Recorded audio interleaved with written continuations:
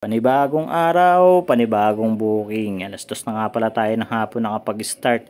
Mainit pa pero ayos lang. Simulan na natin ang isang araw sa kalsada. Unang booking ko nga pala guys, mga inasal halo-halo. Madaling kunin pero medyo malayo ang drop. Traffic daw sa kanto, sabi ng mga tropa, sabayan pa ng init ng panahon. Pero sanay na, steady lang, focus lang tayo sa biyahe. Pagkatapos yun, nag-proceed na ako para iabot na kay mama pagkain niya. Habang nagchichill nga pala ako nito guys, pauwi at pabalik sa akin tambayan, sa mga tropa, may pumasok sa akin guys na isang booking. Ito nga pala yung Andox. Medyo marami ng rider pila sa tindahan pero kalma lang. Kinuha ko, chinek ko apps, tuloy sa delivery, daan puno ng jeep, kotse pero walang problema.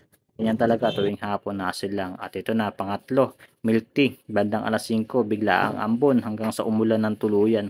Hindi malakas pero sapat na para mabasa ang lahat. Ingat sa preno, madulas sa kalsada. Pagod na rin pero tuloy pa rin sa biyahe. Walang atrasan hanggat may booking. Pang-apat na biyahe sa may SM naman. KFC, gabi na, medyo traffic. Pagdating ng alas 8 ng gabi, tapos na, tahimik na ang paligid. Uwian na, pagod na ang katawan pero magaan ang pakiramdam. Walang sablay, walang aberya, isang maayos na araw sa kalsada.